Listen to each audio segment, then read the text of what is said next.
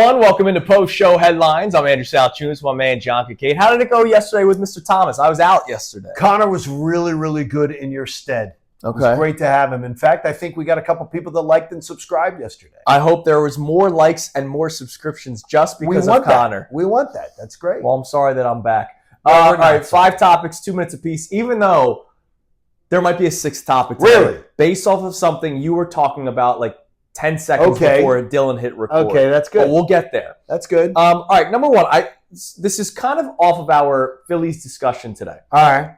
So you were a little peeved with Topper this morning about the decision to pull Mick Abel. Yes. And you get peeved with Rob Thompson frequently. Frequently. You give him his credit, yes, but you get peeved by him. Exactly. I balance it, so I tell what he does well and I tell what pisses me off. I can't wait to hear Ricky, by the way, what his thoughts are. 5 innings, With 77 pitches. Yeah. In your 20-plus years, 30-plus years? Around 30 years of doing sports In your talk 30 years of sports talk radio, gosh, can you remember the person you were most critical of ever? Where it was not like a one-time thing where they did something stupid, but it was like, all right, this is the guy where it seemed like every time we talked about them, I was a little bit more critical about this person than other. Wow. So you had the ATL days, obviously 2 stints in Philadelphia. Yeah. You've done national radio. Like, was there ever a guy that kind of always came? Like, to me, for me, Brandon Marsh is one of those guys. Tobias Harris is one of those guys. Jim Mora, Jr., the son, even though he's not junior. Jim Mora, the son, thought I ran him out of Atlanta. Because because I was the one that exposed, I don't know if you remember when he said, he went on radio in Seattle and said his dream job was to be the University of Washington head coach when he was the coach of the Falcons. I literally exposed it, filling in for Colin Cowherd. Oh my God. Herd. I got the audio, played it on the Herd. Jim Mara demanded that I put him on my local show to start the show. To try to counteract the negative publicity. The next night, the Falcons were playing the Cowboys on Saturday night in Atlanta, and Keith Brooking asked me to hear the audio. And then the team said, we'll do our own motivation. No way, really? Yes. So he claims it is your fault that I ran him out of town. Yeah, so Mark DeRosa of MLB Network. Mark DeRosa believes that I was part of running him out of Atlanta. Really? Yes, because of the fact that I was critical of the fact that he was a situational player that was being put into being an everyday player. And he complained at a time that D-Row complained at a time that I was part of running him out of town. Interesting. Yes. So you do have answers. That's good. There's some answers to that. I think it's ridiculous, but we don't have that kind of power. No, the running out of town thing. No, I get it. I'm just wondering. People believe that. Oh, yeah, but critical of. But you get people telling you critical of. The Arthur Blank, number one. Arthur Blank. Even though for the fans, I do respect the food, the prices. I think that's. But Arthur awesome. Blank, one of the most meddlesome owners. Yeah. He's Jerry Jones light. Right. And it constantly backfires on him. All right, you have some general sports. I got something for you. Number 2 here. Is tell me a player. We were talking about CJGJ on the show today. He can't give up his obsession with the Eagles. The player you're always going to have respect for, and we do with C.J. Gardner-Johnson, but you just don't like anymore. Because now he's on the list. C.J. Gardner-Johnson's on my list now. He's just not. I just don't like him. So you'll always respect him. I'll always respect him. You just don't even hear him talk but I don't like him. I just do not like C.J. I'm like that with 5.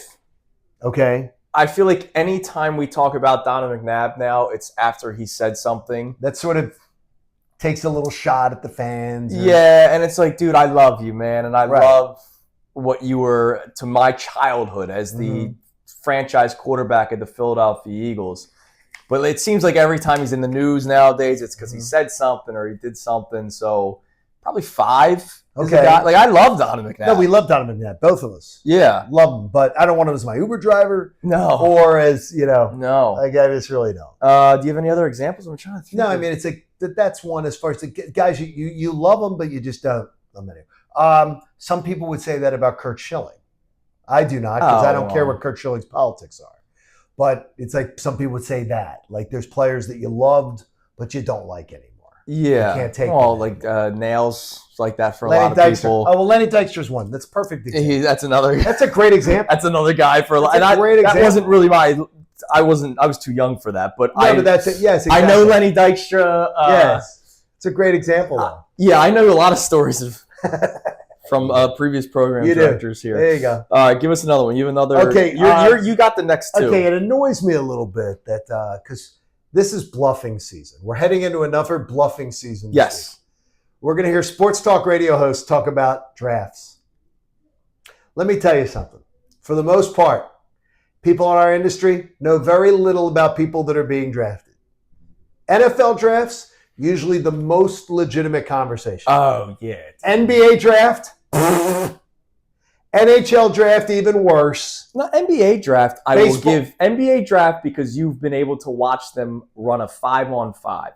The biggest crock is people that claim they know anything about baseball drafts. Well, baseball draft's ridiculous. Dude, I see people here locally tweet out, "Oh, great pick by the Phillies. Really love his tools." And it's like, dude, you didn't watch a second. Did you watch him in the Bishop Eustace game? I mean, seriously. Right. Now, you saw him against Marple Newtown, and he really belted it that game? Basketball, you can seek it out. Basketball, you can find 5-on-5. You can see how their team did. I don't think many people have legitimate, educated. But you haven't really put eyeballs on those basketball players. Right, like Dylan Harper and Ace Bailey, I watched because I knew they would be top. They were considered top 5 picks, top 10 picks coming into this past season. How much did you watch? But I probably watched 3 or 4 full games. Right. And I didn't watch full games. Right. And that's why I said to you, as soon as the Sixers got the 3rd overall pick, it's like, all right, they're going to get a player. I watched YouTube. They're not getting franchise I watched changing. YouTube videos of them there. Right. I was bored the other day and I'm watching YouTube But NBA videos. draft's hard because you also have all the European players, right? Which people know nothing about. Right, exactly. Nobody knew who Dario Saric was when the Sixers made the trade for him. Nobody knew. But you were camped out at the airport waiting for him to get there. I was not. No? I was not. But no, baseball. Never listen to anybody locally that is pretending to know baseball. I see the reacting tweets all the time. It's like, you didn't watch a second of their... By the way, a lot of these guys were in high school. Correct. So college baseball, you could probably find a feed somewhere. You could. High school, please get the hell out of here. There was no way you were watching some high school baseball program in Texas. Man. Liars. I saw North Texas high school. Yeah, no, you didn't. All right, you have a slice of life. Okay, 31 years ago today, I was in a bar watching the OJ chase. Oh, the chase, okay. During the NBA Finals. I remember that. And it was split screen. Bob Costas was on the TV. And they were literally not going to stop the NBA game. Yeah. But OJ was on the chase on the freeway. And they're literally showing the NBA Finals. And on the split screen, there it was the OJ chase. Literally in a bar with people having cocktails as OJ's being chased by the cops. As they shut down the freeways. And everybody thinking that OJ was going to kill himself in the car. Yeah. That was the projected outcome. So for people my age, but you've only seen clips of that. Yeah. So for people my age, maybe 5, 6 years old, because how much were you really watching that chase when you were a 6-year-old? You didn't see it, right? ESPN's 30 for 30 of that day. Let's say June 17th. Right. I think it was called June 17th. Right. That's the title of the ESPN 30 for 30 because it was not only the chase in the NBA Finals, it was the day of the Rangers Stanley. It was the Stanley parade. Yeah, and so all these things were going on. It was huge at the same time. It was a great 30 for 30. Amazing, but you hear the OJ chase. Yeah, you were just born. I was born. So it was 31 years ago today. 31 years ago today. So I would have been 6 months old. You were 6-month-old baby. Yeah. I'm in a bar. It blows my mind. Yeah. This event was so monumental in the world and so unbelievable that it blows my mind that you were 6 months of baby. Yeah. And I'm in a bar watching that. And then the OJ trial came after that. Right. Which was so monumental. And you were watching Bluey. Yeah. Or something. Bluey wasn't around, I don't think it was around. I know Ford Bronco. I know the glove, right? It was all that stuff that happened is What do you think the event's going to be for you with Cooper? Oh, with Cooper? Like, what do you think was, as I say to you, the next player that murders somebody? When I reference the OJ chase, what monumental event of the world? Of the world, yeah, because I can't say the Phillies 2022 because it changed everything. Like, it killed, what you don't even realize is, because it's not something you would even know about. Yeah. There were 13 soap operas on. Daytime TV. Yeah. When the OJ trial came everything went off. They preempted it to show the OJ trial, and they realized that the OJ trial got just as big a ratings, and then they didn't have to pay these entire casts of these soap operas. So the networks just pared it down to the top soap operas and just started cutting shows. Yeah. Because they could save money. So it wasn't the thick of it anymore, but Coop was born in 22. March of 22. So COVID was still going on. Right. Oh, when he hears about that. So there's photos of us in the NICU wearing the masks because it was a hospital. Right. So we still, I think masks restrictions were gone except for certain areas. So hospital. So there's photos of me in the NICU taking a selfie of me wearing a mask. So like one day when he's older. But when he sees the stories of the world being shut down. Yeah. Like I'll have to explain that. Especially up here. And we just did it today. Yeah. You guys told me something today that I was an essential employee. That I didn't live. Yeah. That you guys, like, stuff that you had to do. I was an essential worker. When Cooper hears that, when he's he's going to be like, Dad, seriously? Yeah. Like, that's crazy. Like, those kind of stories, that's amazing. Yeah. Love to hear in the comments if people have some of those stories for themselves. I'm trying to think of anything else recent. I mean, well, 9/11 is a big one for. Well, yeah, absolutely. Like with my daughter, right? When we tell her, because I have classmates that from 9/11 and things like that, and when I've told stories about it, we went to the 9/11 memorial. It tore me up. Yeah, I looked and searched out my classmates and everything like that, and it tore me up terribly. Yeah, like emotionally, I had it was horrible. Yeah, and. It's like, but it's just amazing when you look at someone and you go, you didn't live that. And all you've heard about it over and over again, but you've never lived it. Yeah. It just doesn't have that impact. I have one from my parents explaining. Again, I've watched documentaries and I read books on it. When the USSR when the Soviet Union finally let Lithuania have their freedom, like that was right around I was born. And for your parents, that was amazing. Like they were following the news of, there was 13 people. They're in my church in Philly. Their faces are there. There was 13 Lithuanians that were run over by tanks because they were defending the radio and TV tower that was trying to say Lithuania is now free. And there were Soviet Union officers who went rampant and killed Lithuanians. Yeah, it is a lot. Oh my God. Whenever you have time. That's incredible. Whenever you want a cheery story. God, that's incredible though. All right. Hey, history is not full of cheery stories. No, it's not. What's that bonus question, real quick? Well, we have two more. Oh, we have two more. Number 5. Okay. Give me your strategic best day off. And the reason why, I now have an annual day off. Okay. I'm taking the Monday after Father's Day off. It's just always going to be your year. That's because it's Father's Day and Mother's Day both fall on a Sunday. Right. So you're having fun, but in the back of your mind, especially our mind, because we get up at 4 o'clock in the morning. In the back of my mind, it's, all right, don't have too much fun at the family barbecue, if you know what I'm saying. No, it's fantastic. Because you got to get up the next morning at 4 o'clock in the morning. My parents lived down the shore, so we were down the shore. I would have to think in the back of my mind, all right, we have to get in the car at 6 o'clock because Cooper's got to be in bed by 8. There's going to be traffic. It's a Sunday. You don't have to. So strategically moving forward, because odds will be Father's Day, I'll be down the shore. I'm taking the Monday after Father's Day off for the rest of my life. Let's pencil it in. Yeah.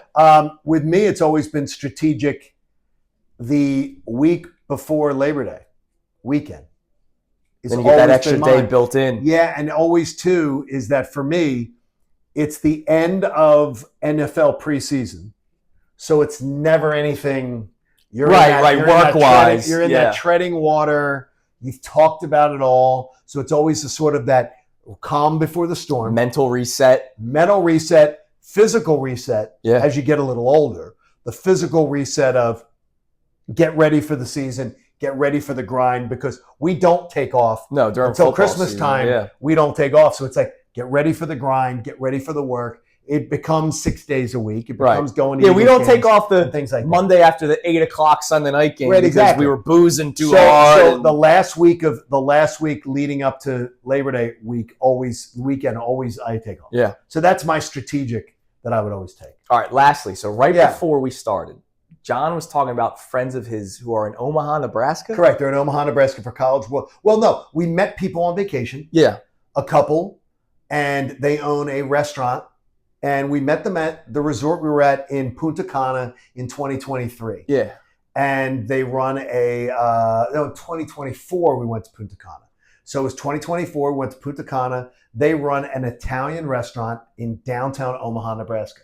So last year, the crew from ESPN was going for College World Series. Yeah. Peter Burns, some others and everything. And I said, I know these people are going. yeah. I know these people. I met these people. Go see them. They went to it. Loved it. And so Ben Davis is going to see his son and everything. Yeah. So I said to Tom McCarthy and everything, I'm like, get Ben and them to go to see this restaurant in Omaha, Nebraska. And the ESPN crew was like, hey, we're going back to see Bovino. Yeah. In Omaha, and you're not Nebraska. thinking Italian food in Omaha, Nebraska. Yeah. And every review I've gotten of C. Bovino is excellent, that they loved it. That's awesome. Thought it was great. So when I went to Lithuania the last time, okay, we had a 3-year-old, 2-year-old at the time, sure, who ate buttered noodles, right? Like it was like, all right, where are we going to get buttered noodles?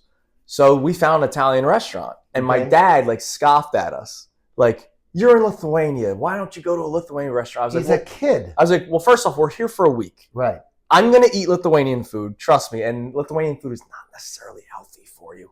All right? Not really good for your heart. There's a lot of bacon, a lot of grease, and all that kind of stuff. It's a week of your life. So I was trying, it was delicious. I'm sure. And I was like, Dad, you do realize, you like Italian food in the United States of America, right? Yeah, of course. We're not that far from Italy here. Correct. So why is it that somebody that's in Europe would not want to, I feel like that's not something that goes through somebody's brain.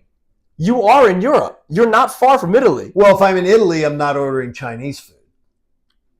Gotcha. So if I was in Lithuania, I would probably say immerse myself in Lithuanian food. I get it, but because this is a short window of my life where I want to know that I tried. I totally get it, but again, I'm not far from Italy. I get you, but I'm not having Italian food when I'm in Lithuania. Dude, it was delicious. Or Nebraska. But the thing is, I would see Wendy and Dwight at C. Bovino in Omaha, That's Nebraska. A good plug for all of our Omaha, Nebraska listeners. If anyone's in Omaha, Nebraska, go see Wendy Becker. Not Wendy Bird. At no. She was the worst. I hate Wendy Bird. I would have run her over. Everybody have a great day. With a tank. Thank you very much for watching. Like, subscribe, all that kind of stuff. We'll be back See you tomorrow. See you.